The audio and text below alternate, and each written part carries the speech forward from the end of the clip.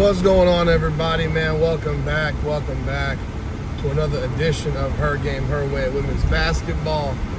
Atlanta Dream Unfiltered, powered by Come On Now, the podcast.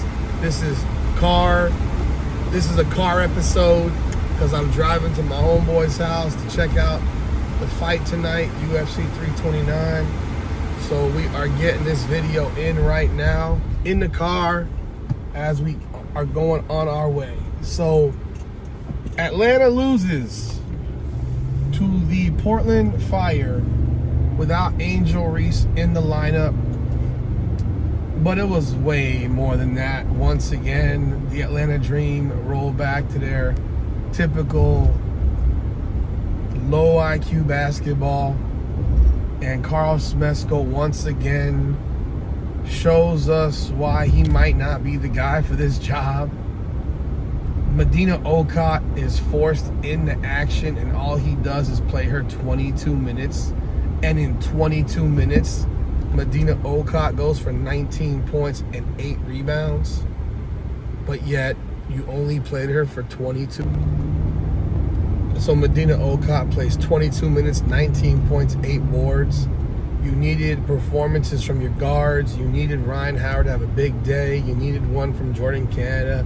You needed one from Alicia Gray. Alicia Gray gave you 20, but 8 of 18 shooting. Ryan Howard, 10 points. A bad day in the office. Once again, jacking threes. 2 of 8 from 3. Again, jacking threes. Hell, she'd only taken 3 shots going like it's at some point in the third quarter. Speed check reported ahead on I-95 South. When she finally hit a 3, and then she hit back-to-back threes, and that was all she did the entire game. Jordan Canada had 10. Alicia Gray was, I think, 1 of 6 from 3. Again, they go in that 3-point jack mode, man. 6 of 30 from 3-point range. Another example of bad shooting, and they continue to do it. This is a team that continues to live and die by that 3 ball. They shoot 44% from the floor.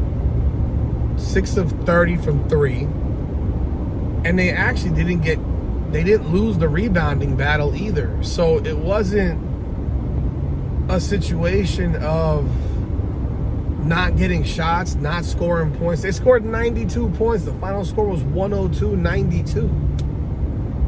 And defensively, they were terrible. Defensively terrible.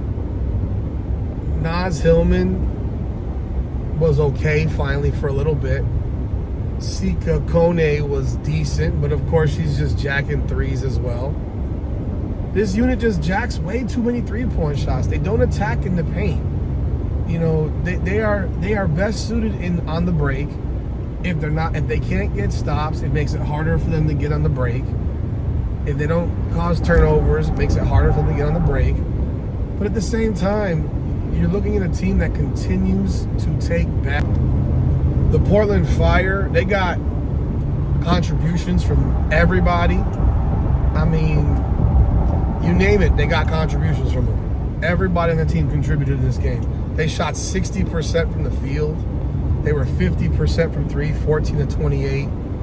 They got production from everyone. They got production from their bench, from their starters. It didn't matter. Nobody had more than 20. It was all a lot of even play by the entire team, from Carlo Leite to Megan Gustafson to Sarah Williams off the bench to Pooch to everybody on their roster contributed for the most part. They just played a very, very solid game. Now, the Atlanta Dream were without Angel Reese, and of course there will be argument, as there should, of clearly this team wasn't as good without her. And it was obvious they weren't as good. At the same time, Angel Reese is not one that's creating shots for players. Angel Reese is typically grabbing rebounds, putting the ball back up, and stuff like that. She's not creating a lot of opportunity for other players. So, again, they scored 92 points. You could question not having her defensively, but at the same time, Portland hit 14 threes. They were 14 to 28. I mean, there was a point where they were just it was lock and load from 3-point range for Portland. They were cooking. They were cooking most of that game.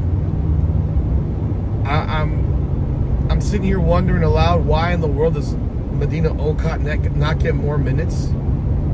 Again, she's goes from 19-8, and you have her with 22 minutes of action, while you play Naz Hillman 36 minutes. That doesn't make a lot of sense to me. I don't know what other people might think, but they jumped out early.